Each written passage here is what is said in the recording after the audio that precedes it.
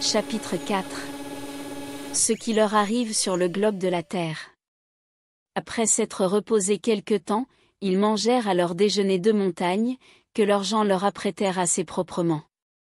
Ensuite ils voulurent reconnaître le petit pays où ils étaient. Ils allèrent d'abord du nord au sud. Les pas ordinaires du Syrien et de ses gens étaient d'environ 30 000 pieds de roi, le nain de Saturne, dont la taille n'était que de 1000 toises, suivait de loin en haletant, or il fallait qu'il fît environ 12 pas, quand l'autre faisait une enjambée. Figurez-vous s'il est permis de faire de telles comparaisons, un très petit chien de manchon qui suivrait un capitaine des gardes du roi de Prusse. Comme ces étrangers-là vont assez vite, ils eurent fait le tour du globe en 36 heures, le soleil, à la vérité, ou plutôt la Terre, fait un pareil voyage en une journée, mais il faut songer qu'on va bien plus à son aise quand on tourne sur son axe que quand on marche sur ses pieds.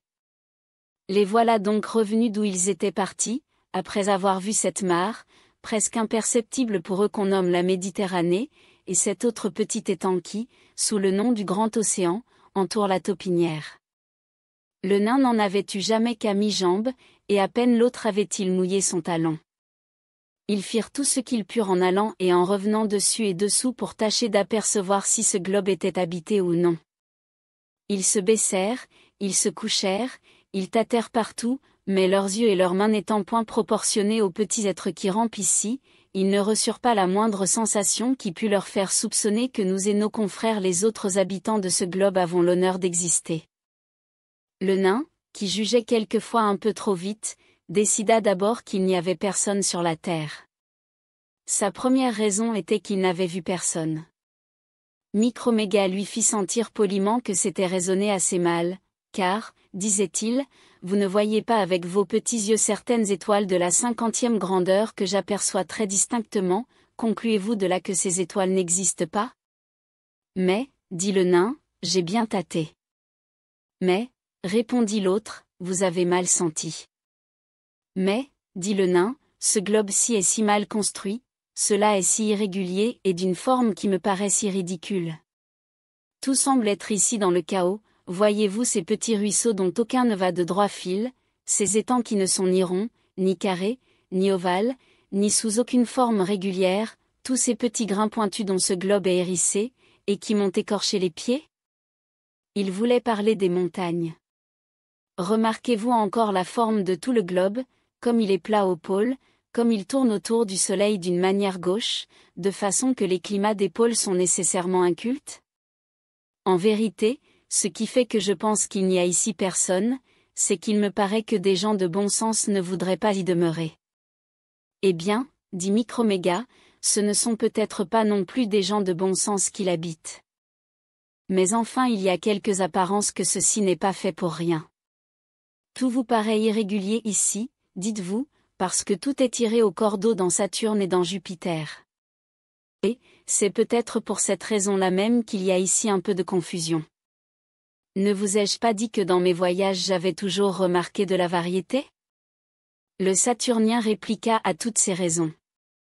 La dispute n'eût jamais fini, si par bonheur Microméga, en s'échauffant à parler, n'eût cassé le fil de son collier de diamants.